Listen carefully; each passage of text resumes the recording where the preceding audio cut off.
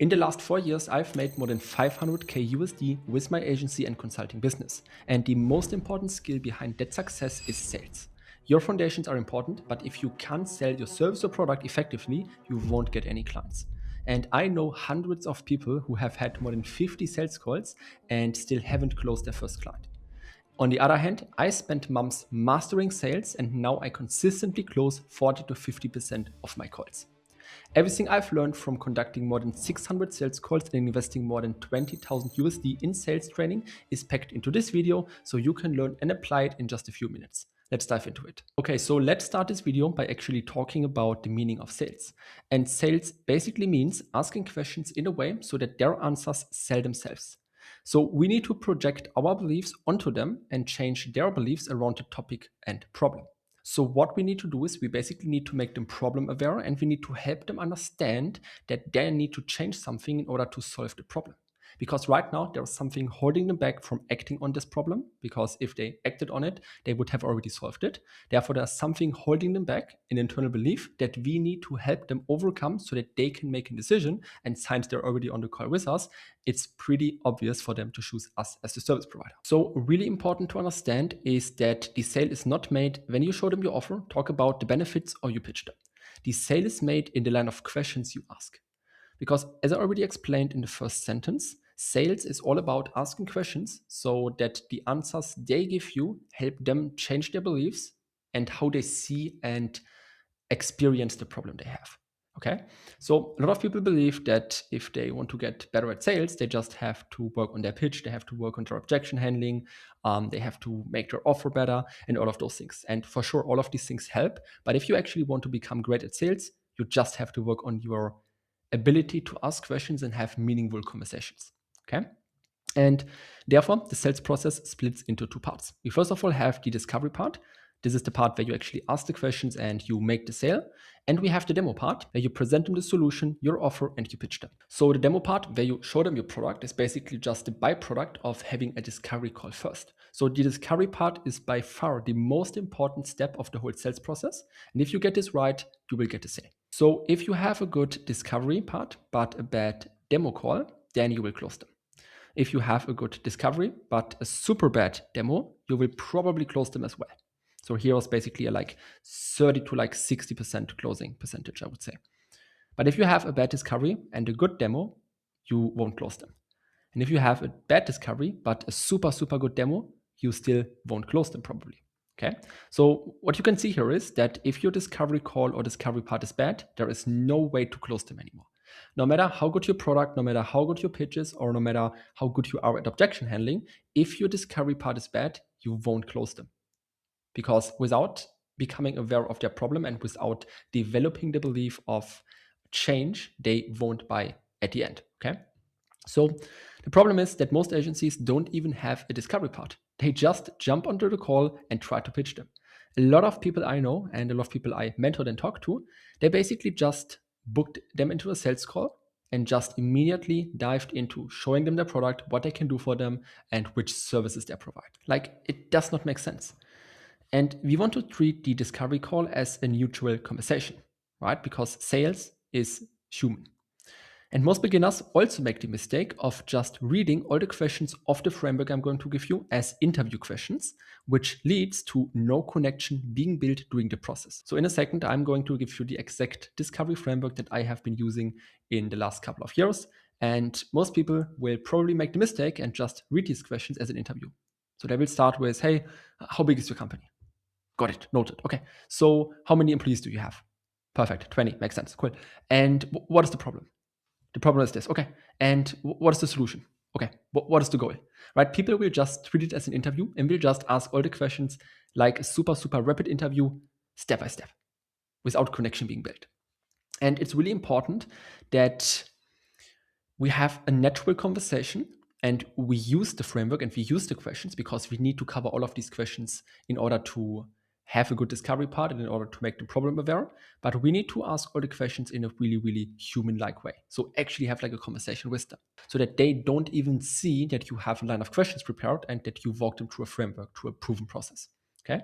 So you want to ask the questions in a super streamlined and natural way. So for example, a good discovery line of questions could go like this. Okay, so what is the problem that you experienced in your company? Interesting. Okay. And I mean, since you already know that this problem exists, where does it show up? Okay. So you mentioned that the problem does show up in your marketing right now. What exactly do you believe is creating this problem in the first place? Got it. Okay. Interesting. And I mean, I can imagine that this problem is costing you a lot of money right now. Have you ever counted how much money and time you lost because of this?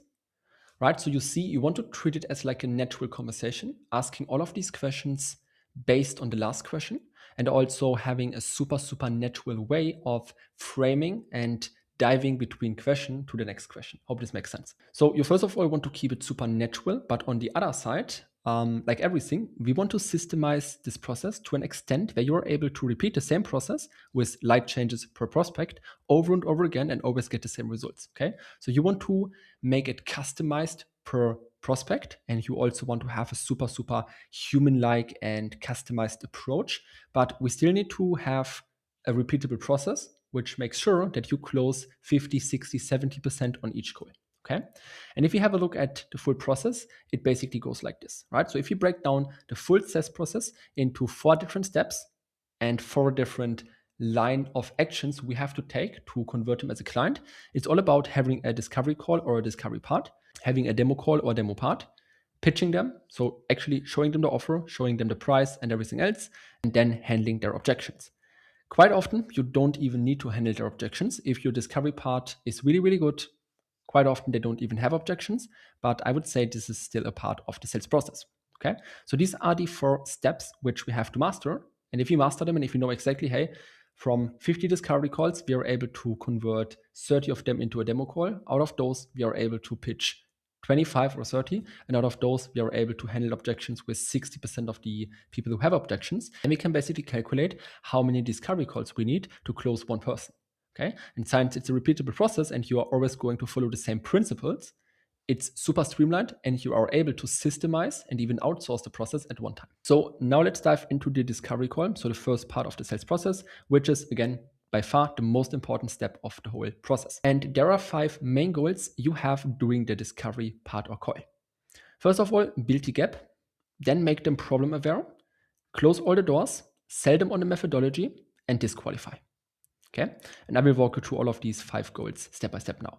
So the first goal you have is to build the gap. It's the gap between where they are and where they want to go. So there is a current state, so the state they're in right now. So everything they have, every problem they face, the money they have, the family they have, the happiness they feel, everything is their current state, because this is everything which makes up the situation they live through every single day. And there is a goal state. So there is a state which is hopefully completely different from the current state, which is the state they want to reach. Right? So when reaching the goal state, the problem they currently face is basically fixed and they got all of the things they dreamed of. So they either made more money, they have a healthier relationship, they travel to a certain country, and so on. And what's holding them back from crossing this bridge is the problem. Okay, so you can imagine this like a bridge. Right? They're at the beginning of the bridge in the current state and they want to go to the end of the bridge, so the goal state. And they cannot cross the bridge because there is a problem holding them back from crossing the bridge. And this problem is created by a root cause. Okay, so there's something causing the problem in the first place. And the problem and the root cause causes pain. Okay, so the problem does not only hold them back from achieving their goal, but it also causes pain, which they experience every single day. Okay, and since they can't cross the bridge because of the problem, they can't reach the goal and miss out on all of the money which is on the bridge. So if they, for example, have the goal to make 50K per month and they currently make 20K per month, so their current state is 20K per month, their goal state is 50K per month, then they also miss out on 30K per month, which lays on the bridge and which are not able to collect because they cannot cross the bridge because of the problem they face. And the problem comes from the root cause, and this causes the pain. Right? I hope this makes sense. And this is something that nobody really understands. Right? This is something that you will find in no sales trainings. You will find this nowhere, and nobody truly understands this. But understanding this actually helped me to close so many deals. So the problem is the obvious thing they see and experience. For example, not having enough clients. The root cause is the cause which causes the problem. For example, not having a systemized process for getting clients or just relying on referrals, right? Because of the root cause, they experience the problem they have. So if, for example, they fully rely on referrals, then this is the root cause which causes the problem of not having enough clients. And this causes the pain, for example, being stressed about getting clients, being scared of running out of business, and so on. And on top of all of those things, the person is also chained to their current state because of their limiting beliefs and objections. So not only that they cannot cross the bridge because of the problem they face and the root cause and everything, they're also chained to their current state because of their beliefs. Right? So most likely they believe that they cannot solve their problem, they don't even know what the problem is, and they believe that the solution, for example, running Facebook ads or doing lead generation, doing marketing, whatever, does not work for them because they experienced something bad before. So they also have limiting beliefs, which we need to help them overcome inside the discovery part. Otherwise, they cannot cross the bridge and they cannot solve the problem because these chains will always hold them back. Okay, so you need to make them aware of all of these things so that they understand what their current state is, what their goal state is, and how big the gap in between is, what the obvious problem holding them back from crossing the bridge is, what causes the problem, and how it impacts them. So these are the things that we want to ask about and we want to make them aware of during the discovery part. There are quite a few things that we also need to take care of, which I will show you in a second when I walk you through the framework. But these are the most important things because this is all tightly connected to their problem. And what we want to do is we basically want to show them the problem they have, want to make them aware of the pain and want to make them aware of the impact and the limiting beliefs so that they can change their beliefs around it, right? As I said right here. So they can change their beliefs around the topic and the problem and then make a decision to change something. Okay. And again, there is no point in telling them these things. You cannot simply tell them, hey, you have a problem with getting clients because you fully rely on referrals. They need to realize all of these things on their own through the questions you ask, right? And I'm going to give you all the questions in just a second. And after they realize all the things, we need to widen the gap, so stretch the bridge so that the problem becomes more painful and the goal greater to reach. So after we identified all of those things and they became aware of all of these things, we need to make sure that the bridge becomes even longer so that they understand that it's impossible for them to cross the bridge and fix the problem on their own without getting external help. So what we want to do is we basically want to make the problem even more painful.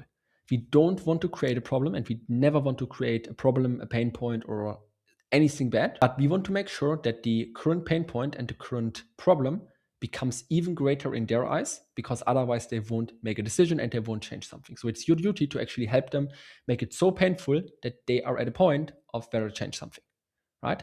It's, for example, if you have like a headache, right? If you won't change anything about it. But at one point it becomes so strong that you have to do something about it. And this is the point where you change something and the headache goes away, hopefully. And therefore, it's really important to make it so painful for them that they actually make a decision. Otherwise, they won't make a decision. And now I inserted a little graphic I made with AI to basically visualize the full concept I talked about. Okay, so this is basically the prospect, so the person that you have to call with. This is the current state. So he is currently in like a really, really ugly state where he does not like how much money he makes, where he lives, and so on. And he's chained to this current state by the beliefs he has. Right? So he's chained, he cannot cross the bridge because he's chained to his current state because he needs to change his beliefs about the topic, about the problem, about everything else. Then there's the bridge, which basically connects the current state to the goal state, right? And this is the goal state. You see, it's a pretty beautiful area, and this is where they reach all of their goals and they make 50K per month and they have a happy family and whatever. The bridge basically connects both states, so they could potentially go from their current state into the goal state, but what's holding them back is first of all their limiting beliefs, and second of all, the big problem in between. Right? So this is the obvious problem, this is the problem. Right? In this case, it's a stone basically holding them back from crossing the bridge, and this is, as I said above, the obvious problem. Right? They can see it, it's obvious.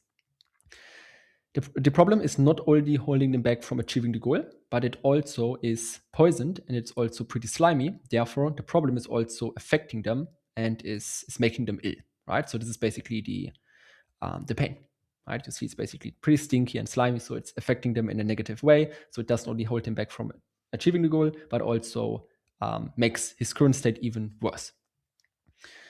And this problem can be fixed. So there could be somebody, for example, pushing the stone off the bridge, but as long as there is a root cause, the problem will come back, right? And you see in this case, the helicopter is the root cause. So the stone comes from the root cause. So the stone, in this case, comes from the helicopter, and the helicopter is just dropping stones whenever the stone is gone, right? So as I already said, in order to fix the problem, we need to get rid of the root cause, because if we don't shoot this helicopter down, he will keep dropping stones in the middle, so the problem will stay the same. All right? And this is how you can visualize it. Okay, hope this makes more sense now. So this is the current state, the state they already have, and everything they experience in life. This is the goal, everything they want to achieve in life. This is them. These are the chains, the limiting beliefs holding them back from crossing the bridge. This is the gap between like where they want to go and where they are right now. This is the problem, the obvious problem, which is not only holding them back from achieving the goal, but also affecting their current state and making everything even worse because it's poisoned. And this is the root cause. So this is the root cause why the problem even exists in the first place. Okay. So the second step, the second goal you have here is to basically make them problem aware. Most people jump onto the call with the intention of, let me see what they offer. But there is an underlying psychological reason that made them hop onto the call. But they are not aware of it. So we need to make them problem aware by asking pain-oriented questions so that they tell us their pains from their own mouth. Right? So as I showed you, these are the things that we need to make them aware of. Right now, they know what their current state is. Not even that, like most times they don't really know what they currently experience, they just live it. They probably know what their goal is, but they don't know what the gap is, they don't know what the problem is, they don't know what the cause is, they don't know what the pain is, how it impacts them, and so on. Right? These are the things we need to make them aware of by asking the right questions. Then we need to close all the doors. So as I already showed you, they have different chains, objections, and beliefs holding them back from moving across the bridge, right? So these chains here.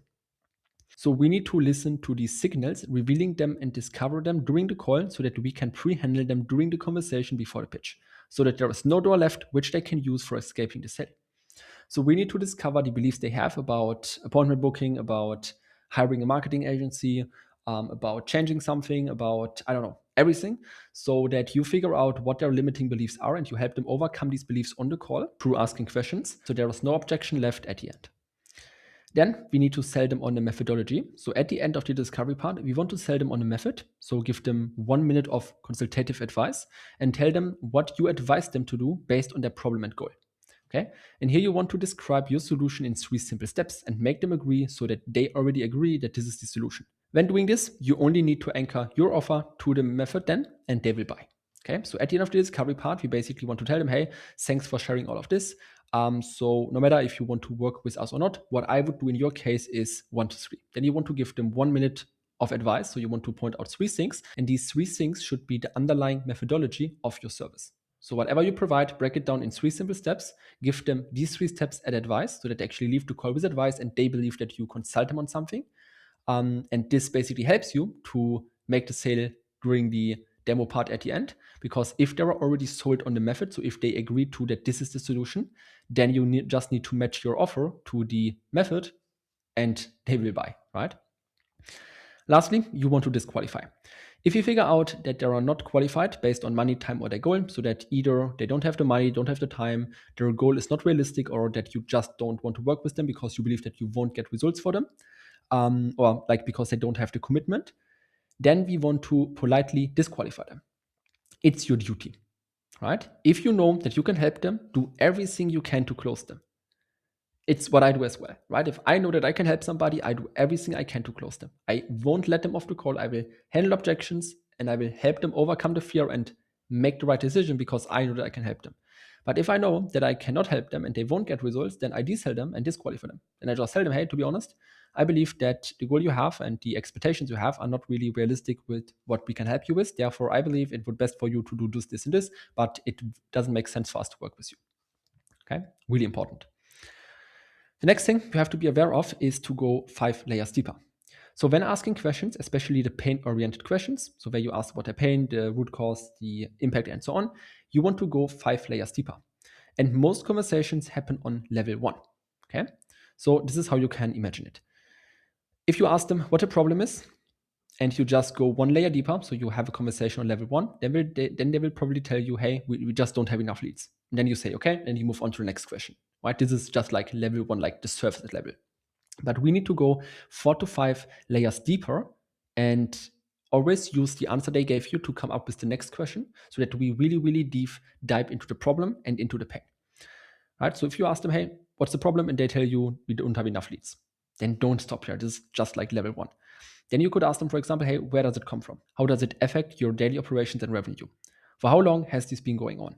You mentioned that you have a wife. Is she scared of running out of business because of that? So you want to go 5 layers deeper, right? That's like no number for it, but at least 5 layers.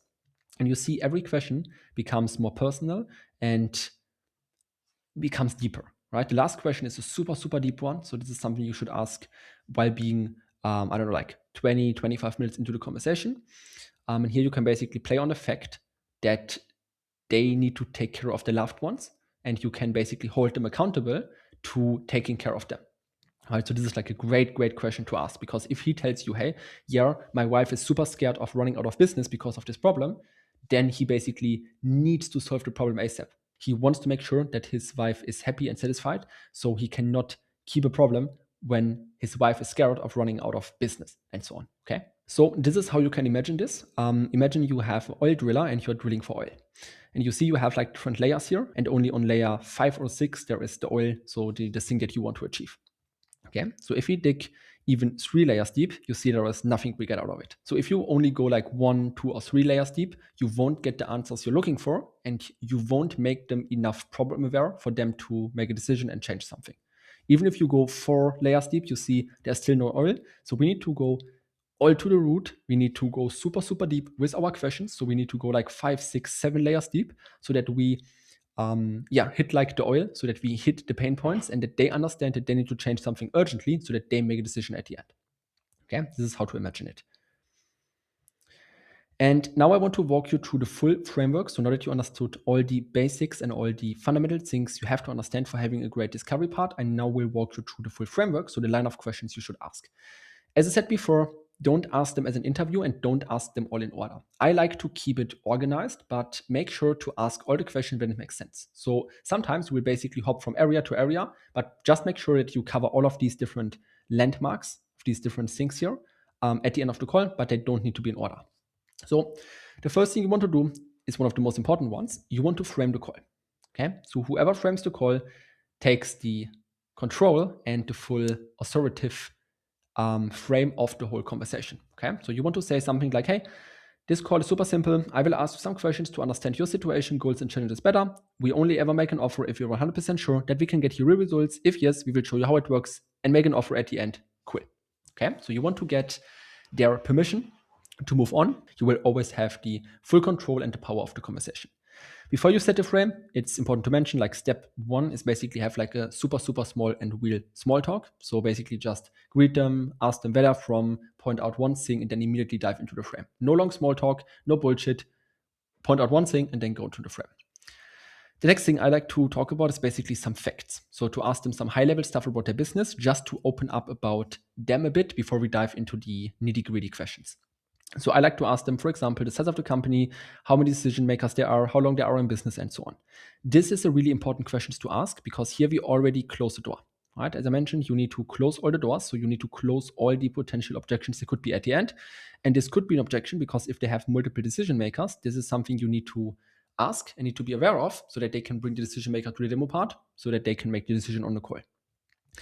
Then we want to dive into the goal state. So we want to ask them about what their goal is. And I like to first go with the goal state and then with the current state, so that the impulse is high and drops once they start talking about the current state. So for the goal state, I like to ask them where exactly they want to be in terms of revenue, numbers, and appointments, for example. Right, so here you want to go for specific numbers. Then you want to ask them why this goal is important. So you want to go from where this needs to be below here. So you want to ask them why exactly the goal is so important for them. Okay, so for example, hey, I want to go to 50 new clients per month because then I can, make 100K per month and retire my family, retire my wife, and move to X country. Right, so you not only want to have specific numbers on their goal, but you also want to have the reason why their goal is important for them. And this is what we can use at the end of the demo part and also during the pitch. And then we want to ask them about the current state, and here we want to figure out everything they currently experience. So where they are right now, how many leads they have, how many appointments they get, how many people they close, how many clients they currently get, what the clients pay them, which strategies they use, where does the leads come from, everything which is related to the goal and the problem we need to figure out. Okay, so that we have a crystal clear overview over what's going on, and we always want to get all the specific data about like how many leads they get, what's the appointment booking rate, what's the closing percentage, what's the onboarding percentage, everything, so that we have super specific number on all of those things. Then we want to dive into the problem, root cause, and pain, right? So you see, this framework basically includes all the things I talked about before, and now we basically just put this into a super streamlined and short framework, so you know exactly which questions to ask, and you have one thing you can look at during the call. All right, so as I said above, we need to figure out the problem, the root cause, and the pain. Otherwise, they won't close. And we first of all start with the problem. So we ask them, hey, so you want to go from 5 to 50 new clients per month. What's holding you back? Right? Then he will probably tell you the problem. If he's not problem aware, we need to help them figure out the problem. For example, hey, so based on what you told me, I believe and assume that the problem is this, this, and this. Do you agree? So we want to make them problem aware, but first of all, hear their own opinion about the problem. Then we want to ask them about where the problem shows up and how it shows up, so where does it come from, right? So we want to identify the root cause, and we can identify the root cause by basically understanding the numbers. So if they tell you, hey, how currently we get like 5 appointments, all the appointments come from referrals, blah, blah, blah, then we already know the root cause is that they rely on referrals, right? So we want to ask them about these things, but we also want to assume and then ask questions about your assumptions so that they become aware of these things, because again, they won't be aware of the problem, root cause, and pain. And then we want to ask them, hey, does it cause stress in life or business? How does it impact your revenue, team, and mindset? So we want to actually talk about the pain. Again, by now you should have understand how all of this works together to make sure that they make a decision at the end. Again, you want to spend most time here because this actually makes the sale. Then we want to dive into the opportunity cost. So you want to show them what they're missing out on just because of not solving the problem, right? And here we just summarize everything and then basically show them the gap and then widen the gap, right? So the gap is basically what I currently lose, and then we want to widen the gap by making it even more painful and asking them about it. For example, hey, okay, so right now you get 5 new clients per month. Your goal is to get 10, each worth 5K, right? Perfect. Okay, so you're missing out on 25K per month because of this problem, right? Right, so make them see what it's costing them to not solve this. Because now we have all the important data we need. We made them problem aware, and we also build the gap and widen it so that they see how painful it actually is. And if they believe that their problem is worth 25K per month, it's easy for them to pay you 2K a month to solve this problem. Because otherwise, if they don't do anything, they just keep losing 25K per month. Then you want to close all the doors. So you want to ask them what they tried before. And here it's really important to figure out what they tried and if they tried something similar to your solution. Because if they, for example, tried Facebook ads before and you pitched them Facebook ads at the end, then they will probably not buy because they have tried it and they are scared of losing money because it have not worked before. So you want to figure out what they have tried before.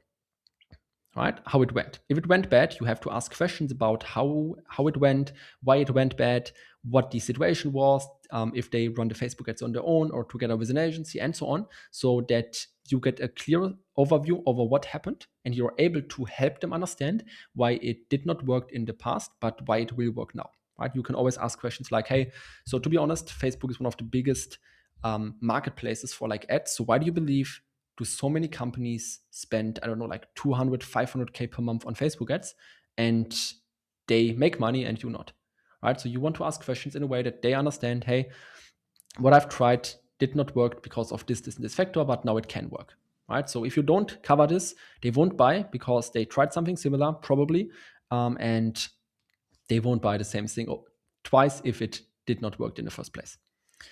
If they tried nothing, then it's another objection, right? Because we need to figure out why not and what's holding them back. Because again, there are chains holding them back from making a decision. And even if they haven't tried anything before, these chains are basically limiting them from making a decision. So we have to uncover these chains, and then we have to close all the doors again, right? We have to hold them accountable. We have to make sure that they realize that they need to change something and pre-handle all the objections, close all the doors so that there is nothing left at the end why they shouldn't close, right? Again, you go into the numbers, the results, everything, so that you can help them understand why it did not work. Then you only move on if you're pretty sure that, like if you're 100% sure that there's nothing holding them back and they're understood that now it will work and everything else.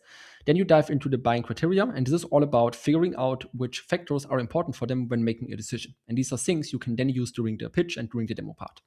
So you can say something like, hey, when looking at a solution like this, what's really important for you? So for example, the price, the speed, the quality of leads, and so on. We just want to get a couple of things we can then use on the demo part and during the pitch. So we can say, for example, we can emphasize, hey, our product, the good thing is that it's super fast and that, I don't know, the quality of leads is super, super reliable. And you never want to lie, by the way, right? You only mention these things if they're actually accurate to your product. You never say them just because they said them. Then, really important, you want to get commitment.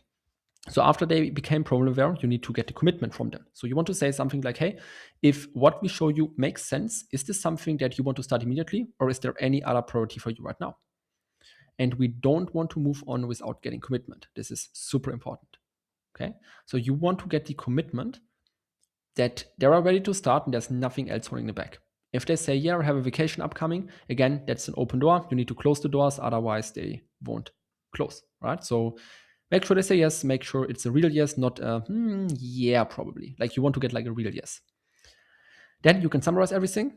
So you summarize all the data and all the things you discovered. So right now you are at X, you want to get to Y, the problem is ABC, it's been going on for Z months, costing you X amount of money, is this correct?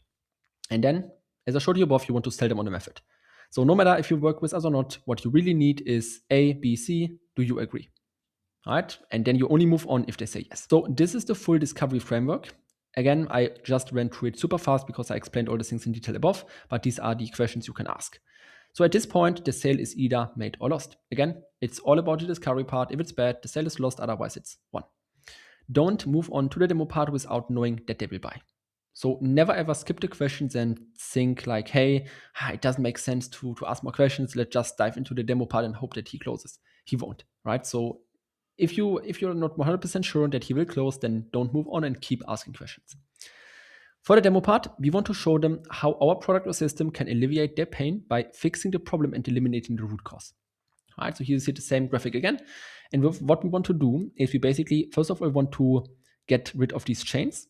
So this is what we do during the discovery call, right? So we ask all the questions and make them aware of that they need to change something. We discover their beliefs and help them change their beliefs on the call. And then during the demo part, we want to basically show them how we can alleviate the problem and the pain, right? So you see, we are like this golden guys, right? And we are basically helping them get rid of the problem. So these guys are basically pushing the stone off the bridge. They're also pushing away the pain. So the poisoned, melty stuff is also like being pushed away. And we also show them how we can solve the root cause, right? This is what we do in the first place. We help them solve the root cause so that the problem and the pain basically goes away and they can cross the bridge and go to their goal. All right, and this is a pretty good graphic, in my opinion, because it shows how we, like our team, basically eliminates the root cause so that the problem goes away and the pain also alleviates. All right, and then they can basically cross the bridge on their own. And we don't need to help them do this, right? We just need to help them get rid of the root cause, the pain, and the problem so they can cross the bridge. Since we already sold them on the method, now we just need to match and align our product system with the method. Okay, and you have two options here. You can either do this in a 1 or 2 call close. A 1 call means the first part of the call is a discovery part, and then we have the demo part at the end. So the discovery part usually lasts between like 25 and 35 to 40 minutes, and the demo part between 15 and 20 minutes. We can do this in 1 call, or we can do this in 2 calls. In the beginning, I did 2 call closes because I had more time to prepare and I feel more confident. Now I do a 1 call close, so nothing is like better or like worse. So what we want to do on the demo part is basically show them the VPH, so show them your value proposition headline, what you do for which companies. Then we want to walk them through how the product or system solves the root cause so that they can get rid of the problem and the pain. We want to show them what it does, but not how it works. Then we want to show them which pain points it solves, right? These are the pain points that they know because they experienced them firsthand. And we want to align them with what they said before. Then we want to justify logically why it works. So we want to show them the mechanism behind it and just explain and help them understand why it works. So here we want to justify actually what we showed them before. Then we want to back everything up with social proof, so with case studies or any other proof you have. Then we want to answer their questions. Then we want to anchor them to the outcome. And finally, we want to show them the offer, pitch them, and close them. And we can either do this by showing them a slide presentation or just walking them through a document like I do right now. And before you drop the price, you want to ask them, which questions do you have? Then you ask them, like after you answered all the questions, you ask them, hey, do you believe that this system can actually help you solve the root cause, so get rid of blah, blah, blah problem, pain, so you can achieve your goal and stop losing opportunity cost? So you don't really want to say root cause, pain, problem, you want to insert the things. right? So you want to insert the root cause, insert the problem, insert the pain, insert the goal, and insert the opportunity cost. Only if they say yes. If they say no at this stage, you need to go back. But if they say yes, then you can move on to why. So you ask them, hey, why exactly do you believe this? And then you basically get the why, and then they start selling themselves. So they start saying something like, yeah, because you showed me all the social proof, and I truly believe that this is the solution, blah, blah, blah. So they basically sell themselves. And as I said, don't move on to the price without getting a clear, non-hesitant yes, right? Only then, so only if they said, yes, I'm 100% sure, then you can anchor them again to the outcome and then drop the price super casually. So you don't want to drop the price with like a draw run. You want to drop the price super casually. Okay, so only if they say, yes, I truly believe this, when they give you an explanation, then you tell them, hey, perfect. So with everything I showed you, we aim to get you to 20K per month while solving the stress you currently face in your business. And the investment is only a small portion of that, so 2K per month. Right? So you want to anchor them to the outcome, so to how much money they will probably make, and to the pain again before you drop the price, so that the price seems quite low in regard to the goal. Then you shut up and you wait what they say. Don't make it awkward, so don't sit there and look at them, but basically just don't speak, look at the side, type on the keyboard, whatever, and just wait until they say something. And then there are two potential outcomes here. Either they say yes, and they buy and basically pull up the credit card and buy your product, or they say no and have an objection. When they say yes, you just send them the payment link, the contract, or the proposal to confirm the yes on the call, right? So you don't just trust them. You basically send them the payment link first. If they don't want to pay on the call, you send them the contracts. Otherwise, you send the proposal. So you get the confirmation, the legal confirmation on the call, and they committed to back it. I made the mistake of not collecting the confirmation on one of my first sales calls, and I lost the deal, right? So he basically told me, yeah, let's do it. I will pay after the call, and he never paid, so he ghosted me afterwards. So make sure to collect the yes and get the legal confirmation on the call. If they don't want to pay on the call, there's an objection, you need to figure this out. If they have an objection, either in the first place or after you figured out that there is an objection and they don't want to pay, then we need to handle that one. And an objection is basically a blocker that holds them back from moving forward. It's either logical or fear-based, right? So logical objections are time, money, and partner. Logical objections are things logically holding them back from moving forward with you. Either because they don't have the time for it, they don't have the money, or they have a partner which also needs to look at the thing and make the decision. To be honest, you shouldn't get these objections in the first place because you should pre-handle them in the discovery part. So logical objections should be out of the way for you, right? Because if you follow the framework and if you fully understood what I said, then all of these should be pre-handled and there should be no doors left. Everything should be closed so that there are no logical objections, right? Because these are things you can actually pre-handle. You can ask them about the budget. You can figure out how much budget they have. You can figure out if they have the time to do so. You can figure out if there is a partner and everything else. On the other side, there are fear-based objections, so fear holding them back from moving forward. You can pre-handle that by showing social proof, but you will get these ones quite often. And it will show up as something like, hey, I will think about it, or let me talk to my partner. So they will use smoke screens to hide the objection because they don't want to tell you that they are scared. They won't tell you, yeah, my objection is fear. They won't tell you this. They will tell you another objection, which helps them to get off the call without saying no. But it's not a real objection, okay? So it looks like this. Right, we have the same graphic again. So this is basically not making a sale, and this is basically making a sale. And what's holding them back from crossing the bridge, so from buying from you and achieving his future state and achieving his goal, is basically a wall. So this is the real objection they have, for example, fear, or like a logical objection. Like this is the wall, they're not able to cross the bridge to buy because they have an objection. And if they have fear-based objection, they will use a smoke screen, so they won't tell you that the problem is the wall. They will tell you the problem is the smoke in this case, right? So they will hide their objection behind a smoke screen to not tell you what the real objection is. Okay, so this is my objection handling framework that I've been using across my companies across the last years. So first of all, we need to identify if it's logical or fear-based. Then we need to attach them to the results. We need to isolate the objection. We need to handle them, in this case then reframe, and then we need to repitch. So when you get an objection, you first of all want to identify if it's fear or logical based. And to be honest, it's fear 90% of the time. All right? So first of all, we want to say something like, hey, okay, so when you say that you want to think about it, do you mean that you actually can't do it right now in terms of the financial side, or do you just want to make sure that it's the right decision? So we want to identify if it's logical or fear-based. So if they say it's number one, then it's probably logical based, and you need to handle it with a payment plan. So if they tell you, hey, yeah, I don't have the money, then it's basically a logical objection. So you need to handle it with a payment plan.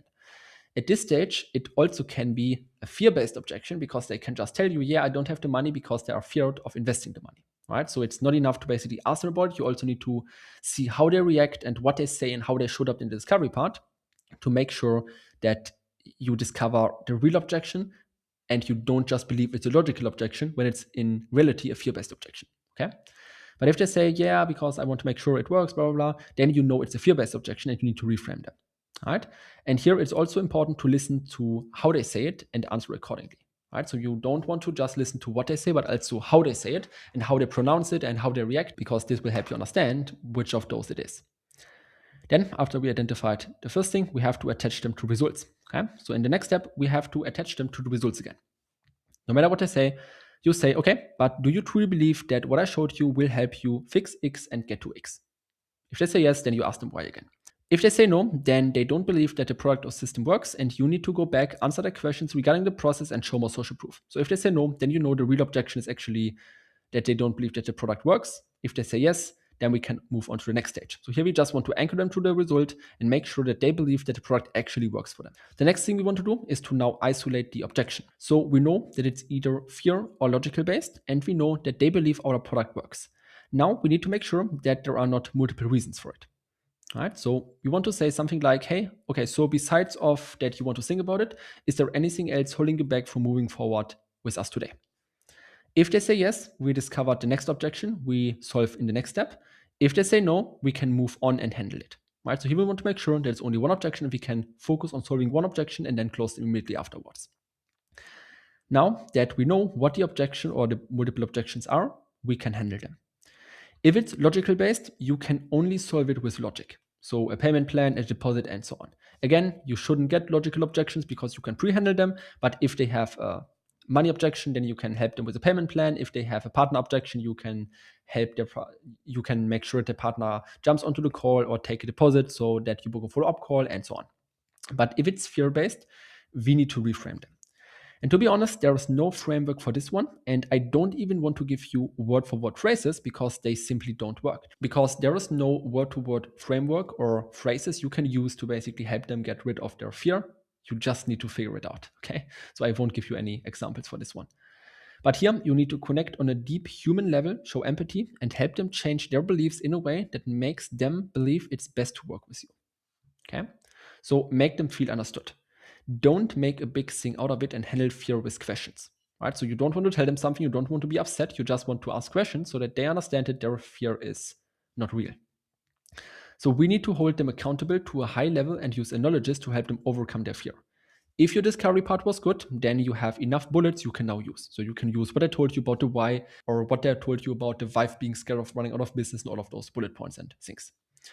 Remember, you can't solve objections by playing against them. You also can't convince them to do something. So you need to sit on the same side of the table and help them overcome it. They need to realize, and you need to ask all your questions in a way that their answers naturally lead to the action. Another tool I have been using is the 3-step pricing structure. And this is also the last thing I will show you in this video. So you can use this in the case they actually can't afford the full price or their fear is too strong. So you shouldn't give up on an objection, but if you actually can't handle their objections, what you can do is you can show them your 3-step pricing structure to help them overcome it. So the first price you show them is the actual price point to the retainer, for example, 2K per month. Right? If they say no, you first of all dive into logical fear-based and you handle the objection with the framework I gave you. But if they keep saying no and they're about to hop off the call, then you can tell them the other option would be that you only pay 1K per month, but 100 per appointment on top. So only if they say no to the first option over and over again, we can then show them our second option, which is a smaller retainer, but a higher performance fee. And at this stage, most people say yes, because now they pay less per month, but a higher performance fee, which they don't really care about because this is what they only pay after they made money. So they only care about the monthly cost, which is needed without a guarantee, right? If they say no again, the last option you can show them is a tiny or no retainer at all. So 0 per month plus 20% revenue share or 250 per appointment. So here we want to go for nothing per month or a super low retainer, and then a super high performance fee, either a rev share or a much higher per pay per appointment fee. And we want to make sure that everybody we talk to on these calls close it at least on the last plan, which is a no-brainer because they cannot lose money, they can only make money. If they close on the last plan, you still get a client, you still make money, and you can then also convert these people into the retainer option, because after a couple of months, the 20% rev share or the 250 per appointment should be more expensive than the actual price point of 2K per month. So you can then convert them into the retainer and just have another retainer stacking on the last one. So this was a pretty intense and long video. It took me ages to make, but I hope you enjoyed it. Make sure to watch this video over and over again. Save it in your playlist, because this is actually gold, right? This is what made me a lot of money and made my clients a lot of money. So I hope you enjoyed the video. If you run an agency and you struggle with either getting appointments, making sales, delivering the service, or even the foundation, so coming up with an offer, finding a niche, and all the other problems you face along the way, then make sure to check out the bio and book a free consultation call with me, because I run a one-on-one mentorship program where we basically help beginner agencies making less than 10K per month to get their first clients and then scale to 20, 30, and 50K per month. We have quite a few case studies on the website, so make sure to check them out, and just book a call with me using the link. And I'm looking forward to speak to you, help you discover some points, help you solve some things on the call, and then see if you're the right fit for our one-on-one mentorship. See you in the next one.